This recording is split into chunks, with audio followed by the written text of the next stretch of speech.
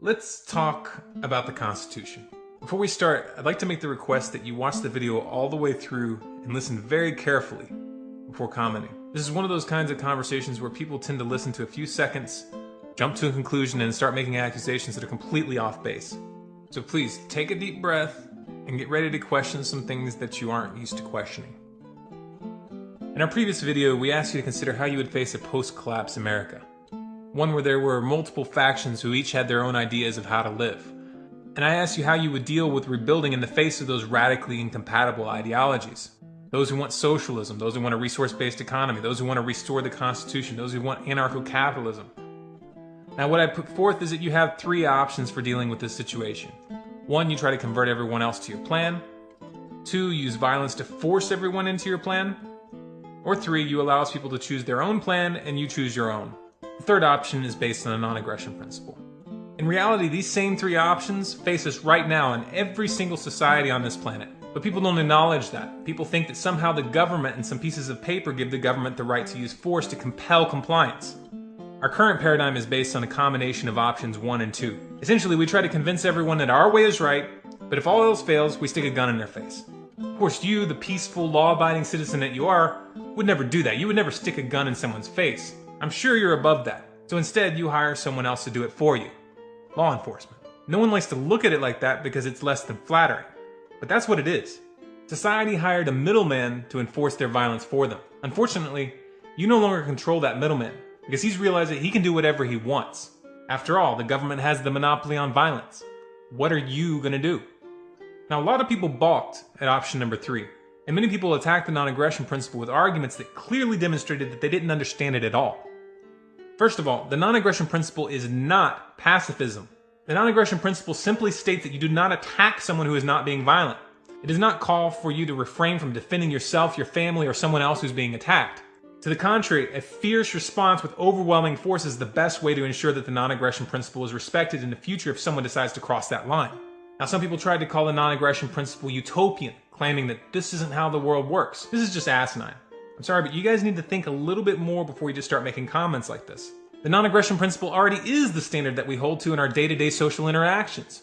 When you hang out with your friends, when you go to the store, when you mingle in a crowd, you live by the non-aggression principle. If you don't, then you probably get in a lot of fights. If you were in a line of people waiting for tickets at a movie theater, for example, we all understand that it's inappropriate to start pushing or punching people to get them to give us their place in line.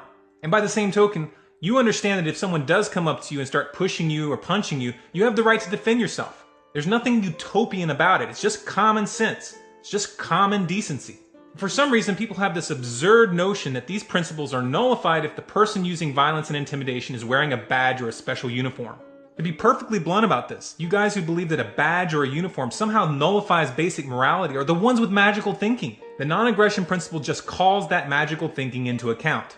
Now, not surprisingly, some of the strongest resistance to the concept of the non-aggression principle came from the constitutionalists. Now, this is where we get into some delicate territory and where you really need to listen carefully. If you've watched any number of my videos, I'm sure you've heard me addressing the police and military in regards to their oath, asking them to remember their oath to defend the Constitution. And I fully intend to make other videos in the future calling for the same thing.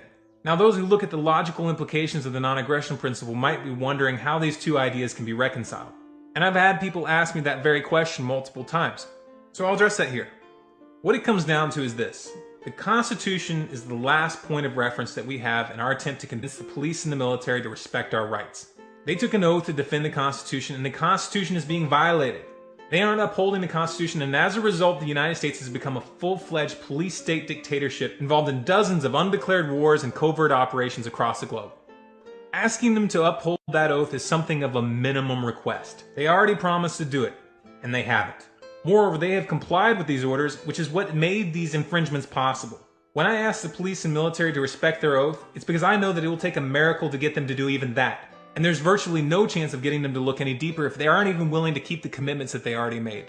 America is headed for a collapse. We have a corrupt government that wants absolute power, and we have a population that is willfully ignorant and distracted by entertainment and consumerism, with a police and military that are not honoring their oaths. In this context, the absolute best we could hope for is to have the police and military resist orders to crush dissidents and to disarm the citizens as the system is collapsing. As such, I consider the Oath Keepers, those who are committed to making a stand, to be the last guardians. Their job is to keep what is left of constitutional boundaries in place as the US government falls. However, after it falls and the dust settles, and the dust will take years to settle, do those who believe in the Constitution believe that they have the right to go and invade the scores of communities who have survived in their own way? What happens if those communities meet you at the gate and say, no, we're not interested in that Constitution anymore? We wrote our own Constitution. We all signed it. What are you going to do then? Are you going to try to force them to submit? Are you going to declare war on them and kill them if they try to defend themselves? Don't sugarcoat this. Don't just say defending the Constitution when what you're really talking about is killing people who don't want to go along with what you want to do. Say what you mean what you say. There are going to be a lot of people who aren't going to accept you forcing that document down their throat. And you're going to have to choose whether you use violence to get your way. Now, for those of you who think that what I'm proposing here is some kind of radical anti-American ideology, consider for a moment that Thomas Jefferson himself stated that every generation should rewrite the Constitution, because he considered it illegitimate to have men that aren't even alive dictate how the next generation is going to live. But let's take it a step deeper. Say I write my own Constitution on a piece of paper and I get my friends to sign it. And this new Constitution dictates a system of government and taxation, law enforcement. Do I have the right to force you to abide by it? Why not? I'll tell you why.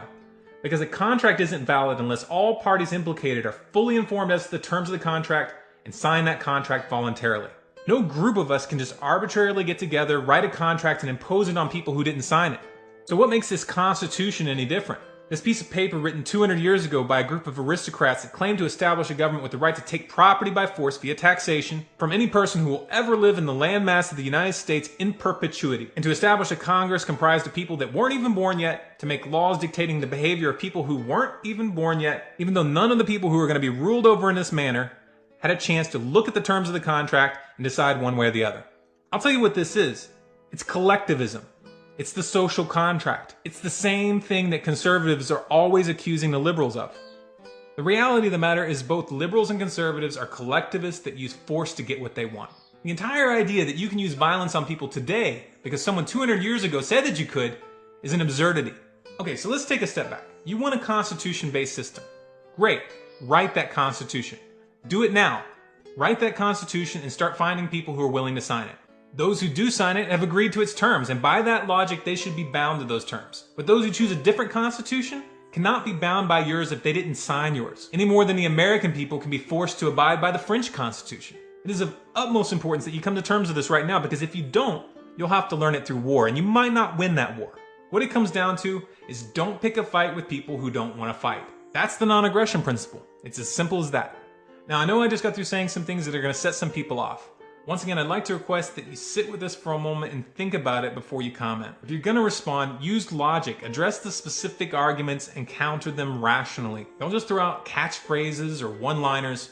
Don't get emotional. Don't just repeat something that someone else told you. Step outside of your habits for just a few minutes and allow yourself to consider a different paradigm.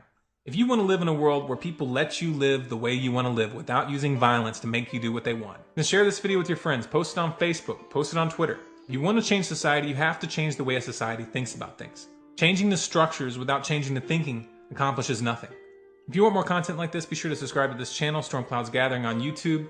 Follow us on Facebook at facebook.com/StormCloudsGathering and Twitter at Collapse Updates. And you can keep up with everything we're doing on StormCloudsGathering.com. Also remember, Wednesday nights, which is tonight, 10 p.m. Eastern, we have our roundtable discussion. It's uncensored. You can call in and bring up any topic you want.